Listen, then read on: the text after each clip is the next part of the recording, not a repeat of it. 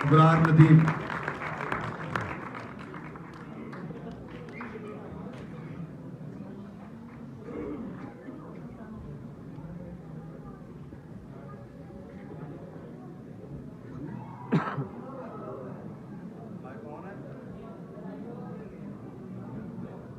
जी सब तो पहले तो भट्टू साहब जिन्हें खूबसूरत महफिल कॉन्फ्रेंस सजाई वो बहुत बहुत मेरे वालों मुबारक होन। अफजल साहब साढ़े दोस्त भी ने, बेली भी ने, लेकिन जदों अफजल साहब होरां ने मुशायरे के आगाज़ च तजम्मल कलीम होरां नूं बुलाया तो मैनूं सच्ची गल है कि दोस्ती तो थोड़ा जिहा शक हो गया। मेरा इरादा सी ਜਾਂ इंज ही हुंदा कि सीनियर शायर सब तो आखिर ते पढ़ते हैं तो साडे वर्गे शुरू च गल कर करा के टुर जाते हैं। तजम्मल कलीम तो बाद इंज लग रहा जिवें किसी फास्ट बॉलर के सामने टेल एंडर नूं खिलार दिता जाए। सारियां ताड़ियां तुसीं मार दित्तियां ने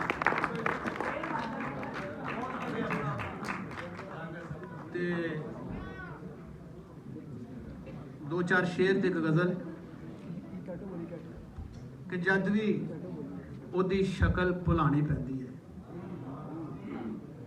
ਜਦ ਵੀ ਉਹਦੀ ਸ਼ਕਲ ਭੁਲਾਣੀ ਪੈਂਦੀ ਹੈ ਪਹਿਲੇ ਆਪਣੀ ਸੁਰਤ ਗਵਾਣੀ ਪੈਂਦੀ ਹੈ।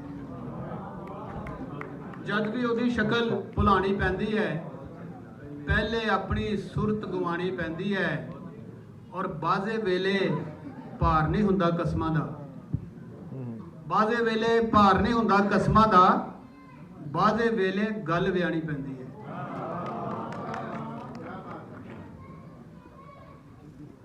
और अथरू तारा हो सकता है, अथरू तारा दुख दा चारा हो सकता है और इक्को वारी फर्ज ते नहीं ना इश्क दोबारा हो सकता है।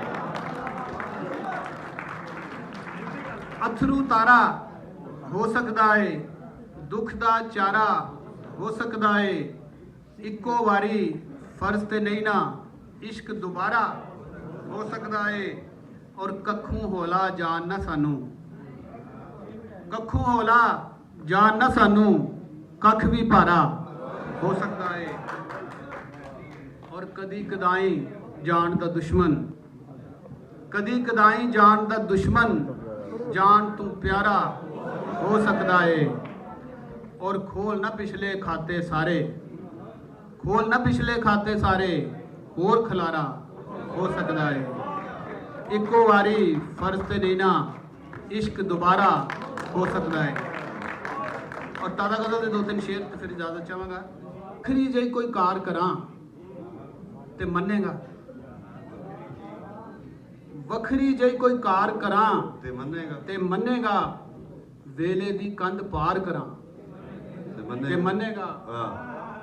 और कन्नी मुंदरा पैरी घुंगरू बन के मैं, कन्नी मुंदरा पैरी घुंगरू बन के मैं पूरा हार श्रृंगार करा ते मन्नेगा। बहुत अच्छा, बहुत अच्छा। मन्निया तू सरदार है नाले सोहना भी, मन्निया तू सरदार है नाले सोहना भी, दोवां दा इनकार करा ते मन्नेगा। बहुत अच्छा।